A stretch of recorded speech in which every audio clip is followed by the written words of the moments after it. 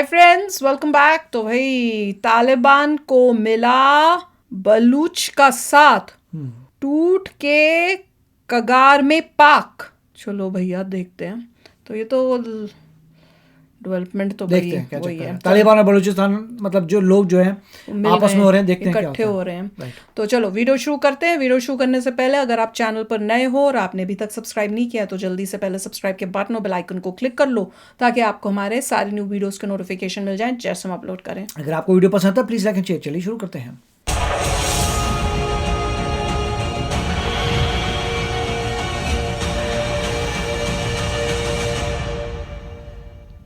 वजीरिस्तान से लेकर बलूचिस्तान और खैबर पख्तूनख्वा तक पाकिस्तान के ऊपर खतरे की घंटी बज रही है। जिस आतंक के साथ पाकिस्तान खेल रहा था वही आतंक अब पाकिस्तान को अपने आगोश में लेता हुआ दिखाई दे रहा है। जिस तालिबान के आने का जश्न पाकिस्तान मना रहा था वही तालिबान अब पाकिस्तान की मैयत लिख रहा है।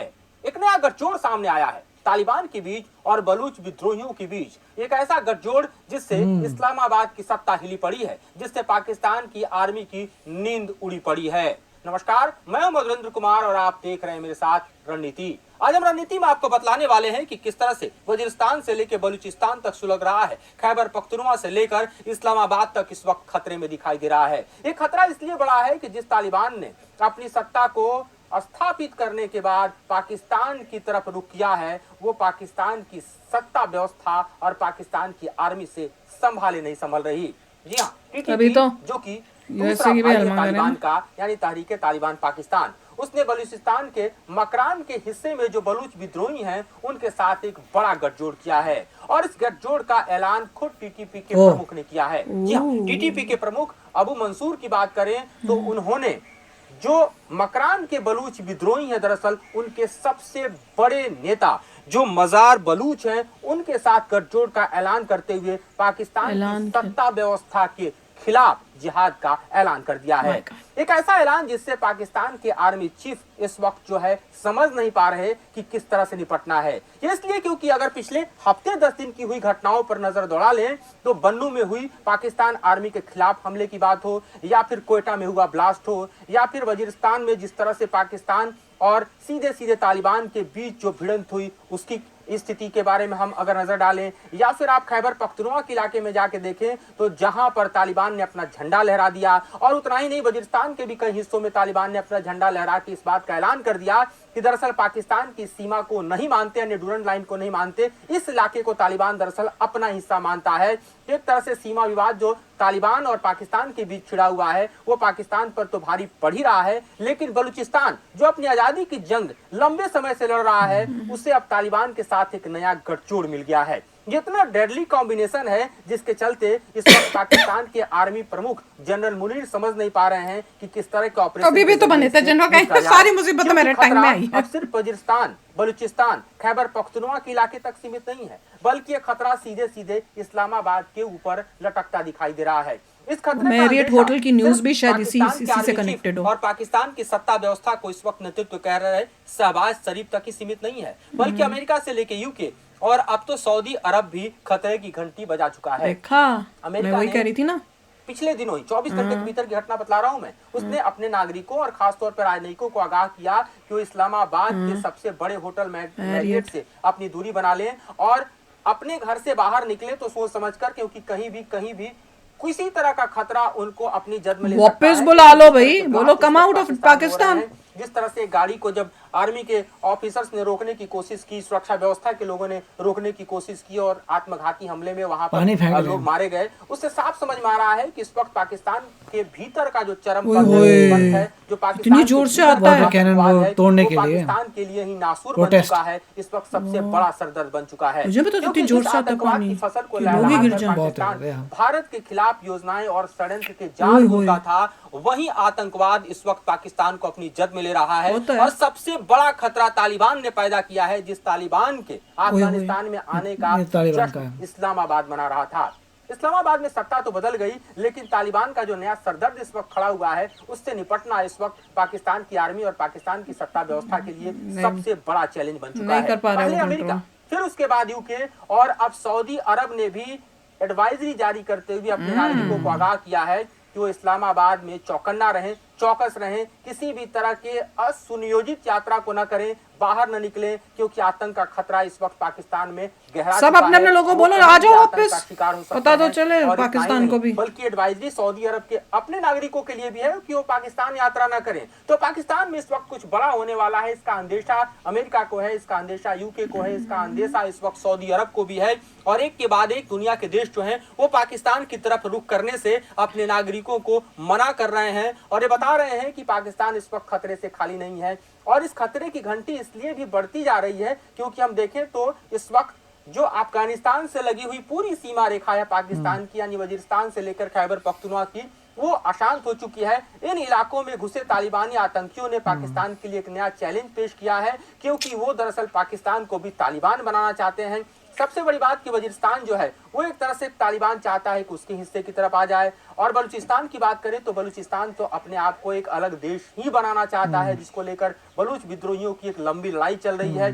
अगर हम बलूचिस्तान और खासतौर पर मकरान का जिक्र करें तो ये एक ऐसा इलाका है जो कि ईरान की सीमा से लगता है और यहाँ ईरान का भी एक तरह से प्रभुत्व है। ईरान के चरमपंथी इस इलाके में जो है वो पाकिस्तान के लिए पहले से भी समस्या खड़ी करते रहे हैं। तो इस वक्त अगर हम डाटा जो हमारे पास अवेलेबल है उस पर नजर दौड़ाएं तो उस डाटा के हिसाब से आपको कई चीजें हम बता सकते हैं, जिससे आपको एक थोड़ा सा डॉक्टरों को अंदेशा पकड़ के जरूर लेके लग जा रहे जाएगा हैं क्या? कि ये इलाका किस तरह से पाकिस्तान के लिए और बड़ा सरदर्द बनता जा रहा है। खास तौर पे अगर हम मकरान में रहने वाले लोगों का जिक्र करें तो ये कबायली लोग हैं और यहाँ की व्यवस्था इस तरह से मजबूत नहीं है जहाँ पर पाकिस्तान की आर्मी का कोई होल्ड हो। जिस तरह कलाट डिवीजन, सभी डिवीजन, नसीराबाद डिवीजन या बलूचिस्तान के कई अन्य क्षेत्र हैं, इससे अलग थलग एक तरह से देखा जाए तो मकरान अपने आप में पाकिस्तान के लिए पहले भी चैलेंज बना रहा है। और सबसे बड़ी बात कि जो सीपेक है खास तौर पे आप देखें तो ये दरअसल इसी इलाके से होकर गुजरता है। वही सीपेक जिसको लेकर चीन और पाकिस्तान के बीच का जो गठजोड़ है वो हमने सबसे मजबूत होते हुए देखा है, क्योंकि सीपेक के निर्माण के जरिए चीन ने अपनी एक तरह से हेगेमोनी और खास तौर पर देखा जाए तो अपने वर्चस्व को थोपने की कोशिश जिस तरह से हम देखें तो साउथ एशिया में की, उसको भारत ने सबसे बड़ा चैलेंज पेश किया।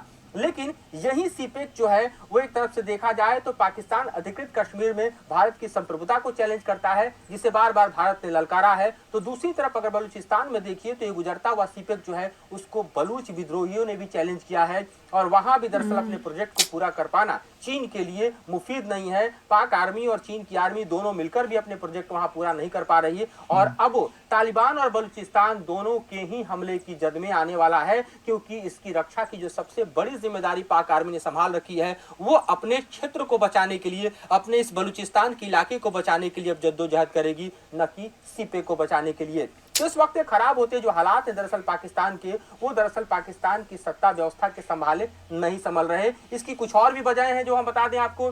सबसे बड़ी वजह आप इस वक्त की देखें तो पाकिस्तान की सत्ता व्यवस्था बेहद कमजोर है। इतनी कमजोर कि आप समझिए कि वो अमेरिका के इशारे पर चल रही है, इतनी कमजोर कि वहां पर आप देखिए बाजवा ने अपनी जगह पर जिस जनरल मुनीर को बिठाया है उनसे अभी सेना कंट्रोल नहीं हो रही, क्योंकि सेना के कई ऐसे जनरल हैं जो कि इमरान खान के बनाए हुए हैं। इमरान खान के काफी समकक्ष हैं, उनमें से 2 जो है इस्तीफा भी दे चुके हैं। बाकी सेना के भीतर का जो विद्रोह है वो भी सतह पर साफ साफ दिखाई दे रहा है। इसके अलावा आप देखिए तो राजनीतिक व्यवस्था पूरी तरह से चरमराई हुई है, जिसे संभालना इस वक्त शहबाज शरीफ के लिए आप समझिए कि मुफीद दिखाई नहीं देता। देख लो भाई क्या हालात हो रहे हैं। अब तो दोनों इकट्ठे हो गए हैं, अब तो पाकिस्तान के लिए और भी प्रॉब्लम है।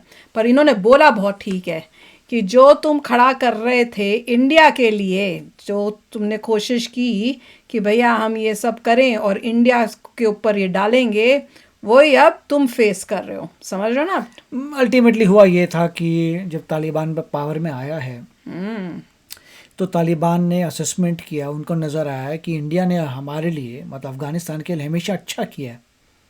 उनको पहले से रियलाइजेशन होगा। उन्होंने जब भी असेसमेंट की उन्होंने ये देखा यार हम क्यों लड़ रहे, मतलब इंडिया से तुम्हें क्या है, हर चीज़ तो इंडियन है। डैम्स देख रहे हो, हॉस्पिटल देख रहे हो, यूनिवर्सिटी देख रहे हो, हर चीज़ जहाँ पे भी कहीं एजुकेशन आ रही है हर चीज़ हो रही है। उससे पहले जो अफ़गानिस्तान के जो प्रेसिडेंट थे वो भी इंडिया से पढ़ के आए थे, तो वो सब देख रहे हैं कि सब कुछ अच्छा जो है इंडिया ने किया है, जबकि पाकिस्तान ने को अच्छा नहीं किया। तो उनको यही लगा कि पाकिस्तान तो बल्कि हमारे नाम पे पैसा इकट्ठा करता रहा और खुद खाता रहा। उनको रियलाइजेशन आया तो उन्होंने नहीं, इंडिया से कुछ नहीं होगा। इनफैक्ट इंडिया तो और हेल्प करना चाहता है और वो अपने ट्रक्स भेज रहा है, वीट भेज रहा है, पाकिस्तान बीच में अड़ंगे कर रहा है।